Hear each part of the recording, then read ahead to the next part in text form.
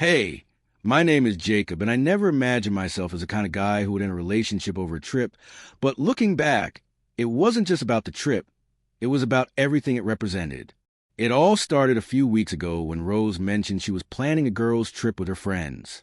Babe, it's going to be amazing, she had said, her eyes lighting up. Just me and the girls relaxing and letting loose. I knew her friend well enough to understand what letting loose meant.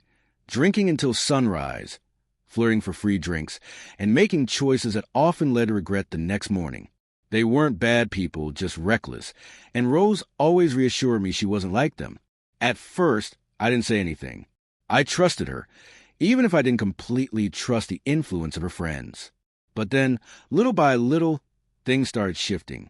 Initially, the plan was a simple spa retreat, harmless enough.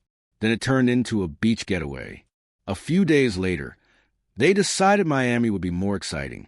And finally, the biggest change came over dinner one evening. Rose casually mentioned, "Hey, babe, you remember Lucy's boyfriend, Kevin? He's coming now, and he's bringing his friends." I set my fork down. "Wait, I thought this was supposed to be a girls' trip." She shrugged. "Yeah, well, plans kind of change, but it'll still be fun. So I guess I'll come along too then," I said. Her expression shifted, worry first, then disappointment. "Babe, it's my friend group. You never really enjoy hanging out with them. I don't think you'd have a great time." "Maybe, but I'd still like to be there." She sighed. "I don't know, Jacob. I feel like you'd be out of place. Maybe you should sit this one out." I leaned back. "So let me get this straight. You expect me to be okay with you going on a trip with a bunch of guys while I stay here and just wait? You don't trust me?" she asked, her voice defensive. I exhaled slowly. "You're not exactly giving me a reason to trust you. You've been dodgy about this whole thing. So, which of Kevin's friends are coming?" She hesitated, avoiding eye contact. That pause was all I needed.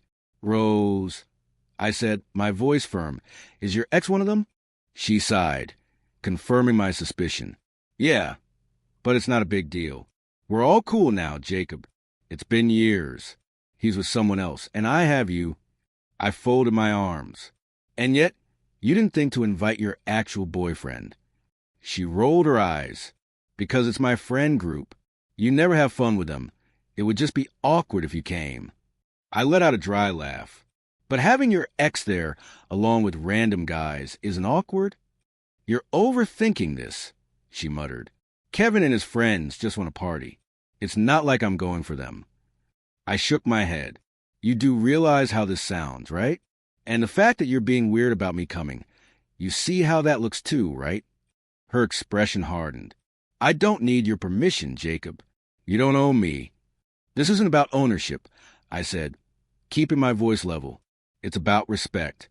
Would you be okay if I went on a trip like this with my ex?" She scoffed.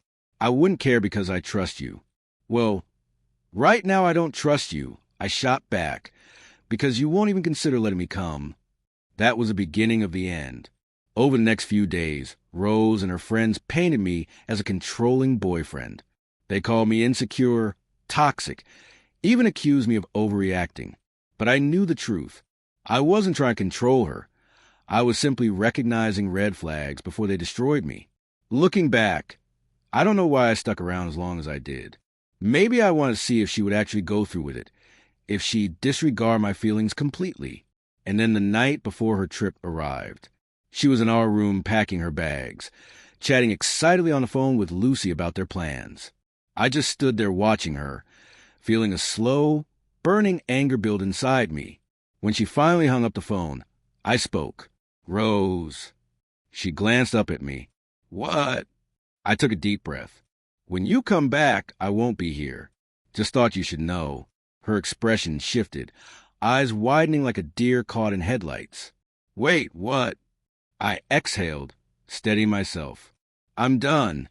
Her face fell. "You're seriously ending things over a trip?" I shook my head. "No, I'm ending things because this trip made me see exactly who you are."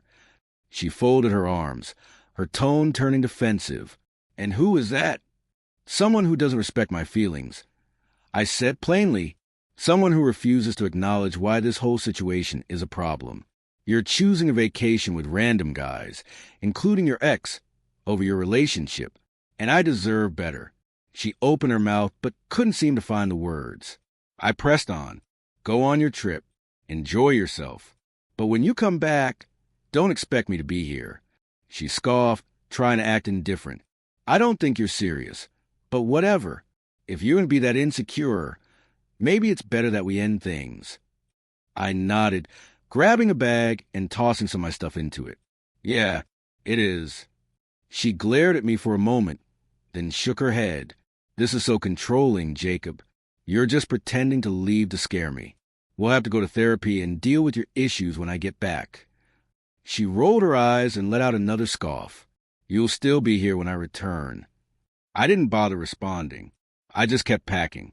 And once she left, I packed everything else and walked out of her life. She tried reaching out a couple of times while on her trip, then her friends. And believe it or not, even her ex. They all had the same excuse. Nothing was happening. Nothing would happen. But by then, I didn't care. I blocked all of them. Because at the end of the day, Rose only ever cared about what Rose wanted. She never compromised, never considered my feelings, and never showed me the respect I deserved. And that was never going to change. So I did what anyone should in this situation. I moved on. There was no point in sticking around to see if I was right about what would happen on that girl's trip with her ex. Rose's perspective. Hey, it's Rose. And this is my side of what happened after everything fell apart. I never actually thought he'd leave. I figured Jacob was just being dramatic, trying to prove a point. He was always the serious type, the kind of guy who saw meaning in everything. So when he broke up with me the night before my trip, I was convinced he was bluffing, that he just wanted to scare me into staying. So I left anyway. And now I've come back to an empty apartment and a silent phone. I sank onto the couch, staring at the floor as my mind replayed everything. The trip, the drinks, the whispered conversations late at night. Him, my ex. I won't sit here and make excuses. I won't pretend that I didn't know exactly what I was doing. I could say it wasn't intentional, that it just happened. But that would be a joke. The truth is, in that moment, with the music blaring, alcohol flowing, and the thrill of attention clouding my judgment, I didn't think about Jacob. I let myself get swept up in excitement, in the nostalgia, in the rush of old memories colliding with new mistakes. And I hate to admit it, but Jacob was right. And now I have nothing. Not even a boyfriend to feel guilty about betraying. I thought that when I got back, we could talk. That he'd be upset, of course, but that he wouldn't actually leave. That wasn't the kind of person he was. Except when I walked through the door, his things were gone. No note, no message, just gone. I didn't realize how much space he took up in my life until he wasn't in it anymore. First, I texted him, "Hey, can we talk?" No response. I called straight to voicemail. I tried again and again, but eventually I gave up because I already knew why he wasn't answering. I made my choice. I picked a trip over him, over us, over everything we built together. And in the end, I did exactly what he feared I'd do.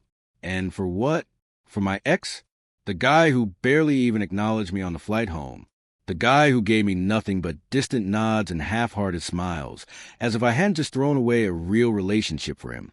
I thought maybe, just maybe, the trip would bring us closer, that it meant something.